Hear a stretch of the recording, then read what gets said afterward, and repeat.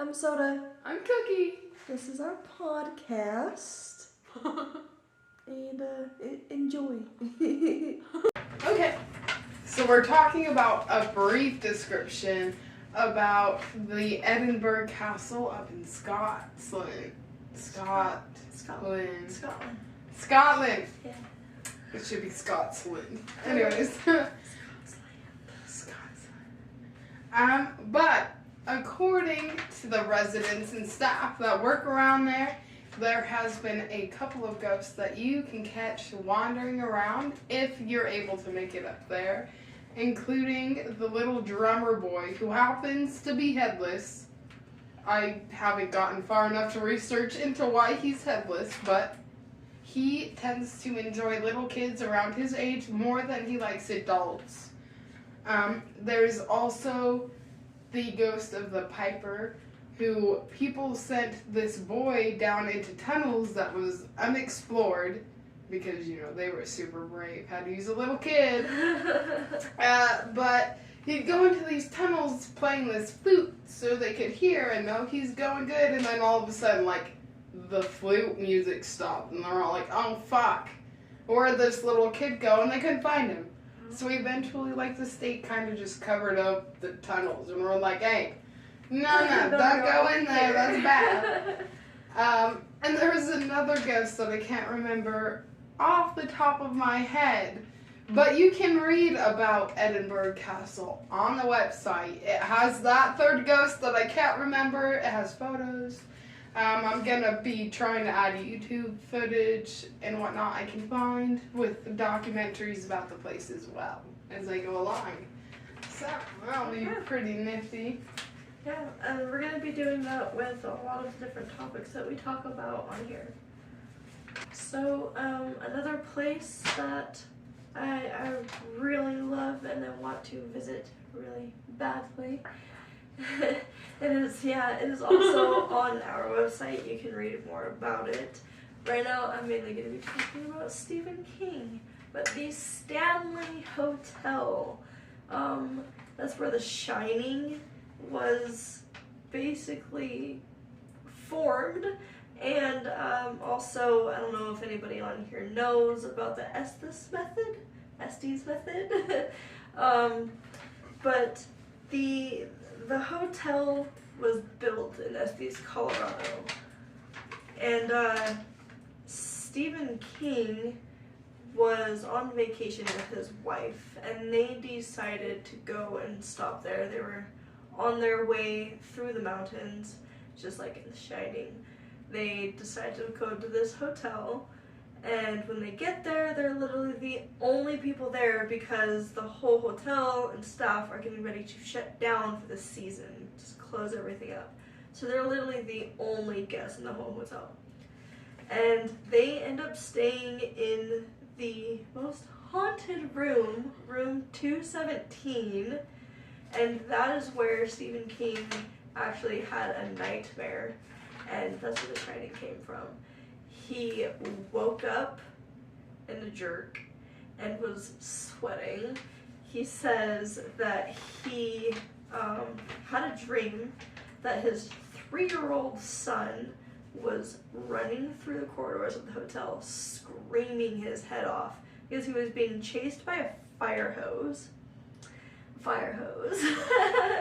So Stephen gets out of bed, grabs a cigarette, lights it up, sits in a chair, and he's just sitting looking out the window staring at the Rocky Mountains. And he says by the end of that cigarette he had the bones to the story of The Shining. Just like that. From that scary ass dream. Yeah. But there's a lot that goes on at that hotel. There's multiple ghosts that they have there. You can read a lot more about it.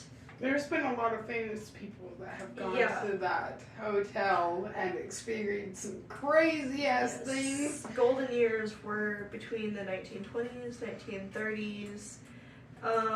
Their popularity started to drop a little bit until the 70s when Stephen King came out with The Shining and kind of rescued them a little bit. Now they're really popular for ghost tours and ghost hunters, and I would love to go there one day. so bad. So bad.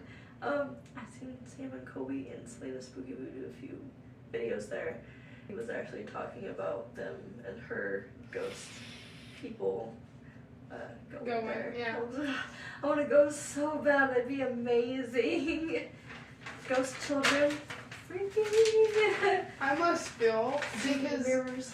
I feel like most of the things that I've added onto the website have, at least in the paranormal categories of stuff, tend to have like tours and stuff. I feel like we should add another page with like the links to get tickets to tours and stuff. Idea. That's a good idea for sure. Yeah. Maybe we'll do that. I feel like that's down. So the Estes method that I mentioned, talking about, what is it? Did I just say the Stanley Hotel? There was the guy actually staying there. I want to say it might have been room 217. I could be wrong with where he was. But he decided to just call it Estes method because that's, you know, where they were when he came up with it. But if you don't know what it is, you are blindfolded. You have noise canceling headphones. I don't have noise canceling headphones, but they're close enough and they're fucking loud.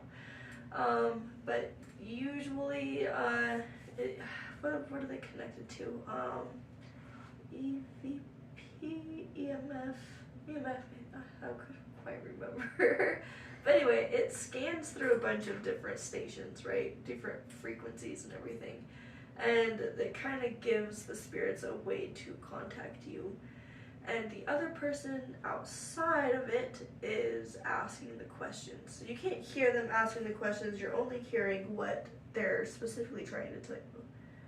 And I always wanted to try it. I really want to go for that. Pretty cool. It's like noise canceling headphones, and they almost like a poltergeist of your headphones, where they control what you're hearing. Yeah. And then, yeah, a lot of the times, sometimes if you do it long enough, a lot of people like to put themselves in a state of where they're just like really focused on it. It helps rock and everything, but I want to try really bad. That's cool as fuck. Not sure if you guys are ever interested. I personally am saying don't fuck with them unless you're like 18 or older. I know the box says 8+, which I think is fucking stupid, but Ouija boards? What? Hasbro, what the fuck are you talking about? 8+. It's No, not a family game, okay? It's real fucking shit that you need to be careful with. We've witnessed some shit. Some shit. Because Hasbro said we were 8 years old. We still living with that shit, bro. Yeah. I'll never forget the very first time I ever used a Ouija board. I got it for Christmas. I think I was 11, maybe 12, and it was me in the empty room, the TV room, and it was a glow-in-the-dark one, so I was stoked. I remember that one. I still have it. It's in the backpack right now. So we get it all lit up. It's glowing. We're in there. We're like, okay. Of course, knows exactly what to do. Shout out to Gxthbarbii. Hey, Gxthbarbii. You guys need to go follow, subscribe, like. She's great. Okay, sorry. Gives great beauty tips. She's funny. She's the best. So we are in there. My cousin did not want any part of it. He said that he was just gonna watch. He'll sit there and watch. Sit next to us. And it was me. And, you know, we do our thing. Hello, would anyone like to speak to us? And we're like sitting there. I don't remember if it was moving at all yet, but the thing I remember most was maybe we asked a couple questions, joked about something, we laughed, and we all heard someone whisper, "Get out!" So yeah, we heard it say "get out," and we did. We said, we all looked at each other and booked it out of there as fast as we could. I didn't play with it for a long, long time after that. And then when I started playing with it again, a lot of more crazy things started happening, but I feel like I've kind of learned to protect myself more and prevent that type of stuff from happening. That's what I suggest you doing. Know your shit before you go play with one. Yes. I remember when you and Steve sat in her front yard on Halloween. Okay, this is a fucking story. We're all sitting there, and I'm a recent unskeptic. Okay, I didn't believe in this shit. So did. And for the longest time growing up, they're all like, you're fucking stupid. You gotta believe in that shit. It's just not us. That doesn't make sense. And so, fast forward to like 2 years ago, my papa just passed away. And we're sitting in front of his house with this Ouija board because her mom did not allow it inside. Because she knows bad juju. Don't fucking touch that. So we're outside in the front yard. And we all have our hand on the planchette. And it starts moving as we're asking questions.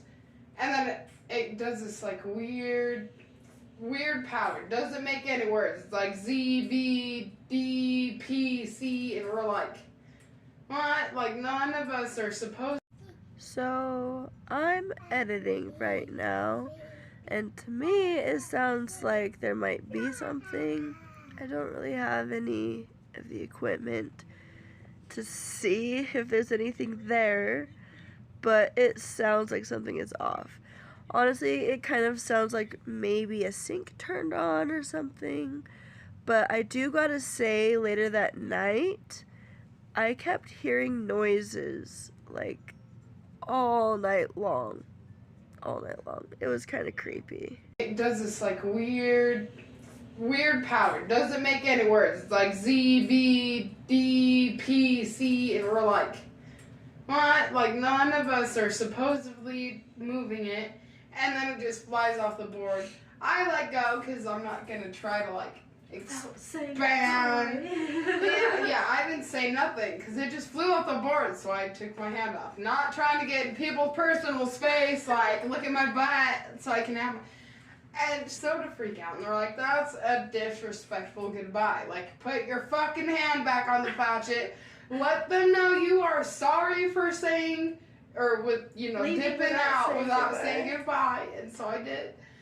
And then it stopped moving around and whatnot. And we were like, well, that's really weird. Why the random ass letters? Like, what was it trying to say? And we look it up online. And it's like, oh, if this happens, you need to do it reverse and like burn the board, or it's creating a portal out into the real world. We did not do that because one, we didn't even keep track of the fucking letters and stuff. Anyways, and two, I don't know. I feel like none of us believed it. I don't think I believed it. I was like, whatever. I've thought about getting rid of my Ouija board a few times, but I honestly just don't want to. I have a connection to it. I don't know if it's a good connection or a bad connection. But my Ouija board has gone through hell because my dumbass let people borrow it for Halloween parties. That was my mistake. It looks fucking fucked up. But if you're interested, we're going to be doing a Ouija board video, part 2 of the podcast, which reminds me, oh my god, when I first got the Ouija board out, so I have it between my suitcase and my dresser, because I was with it, my daughter, 4 years old, and she saw me pull it out, and I went to go look for the planchette, and she was like, is that the Ouija board? And I was like, yeah. And she's like, you gonna go play it? And I was like, yeah. And she's like, can I play with you? And I was like, no, you are not old enough. And she's like, oh man, I really just want to play with you. And I was like, I'm out. No, that's a little creepy. I don't think you should be saying it like that.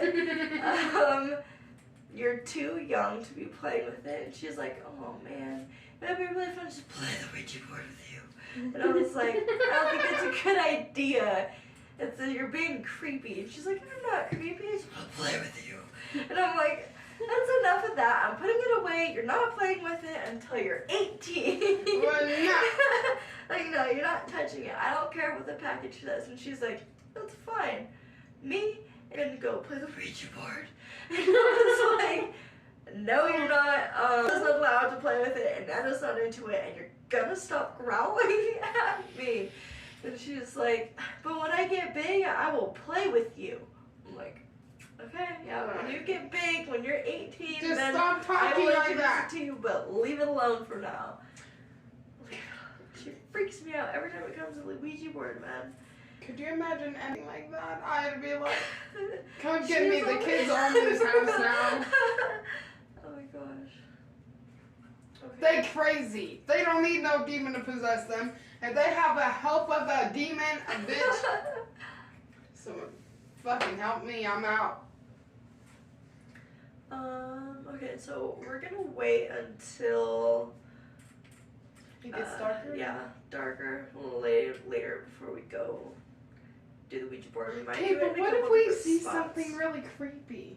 What if my apartment gets haunted? No, I brought sandalwood Okay. to cleanse us. Okay.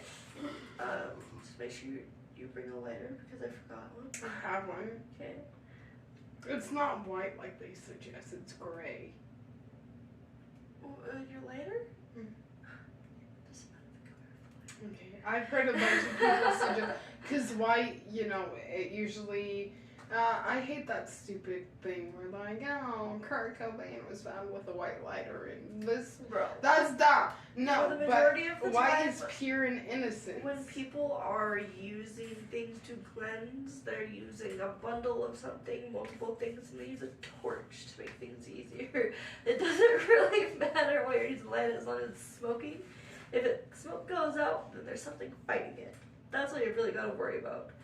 Also, if you're cleansing your house, you gotta make sure you at least have the exit door open so shit They can can't get out of your leave. house. That's a big It's mistake like a people make. fly.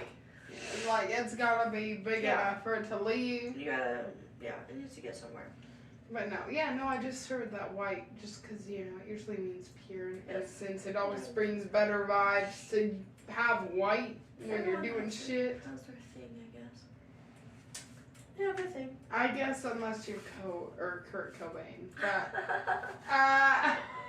Bob Marley too, I think. really? Did he die of a white lighter? Really? I just remember all the time we go to smoke and people will be like, ew, white lighter, Yeah. we're no longer smoking with you Yeah. because you're a narc. Oh. What? I'm like under every wrap lighter is a white lighter.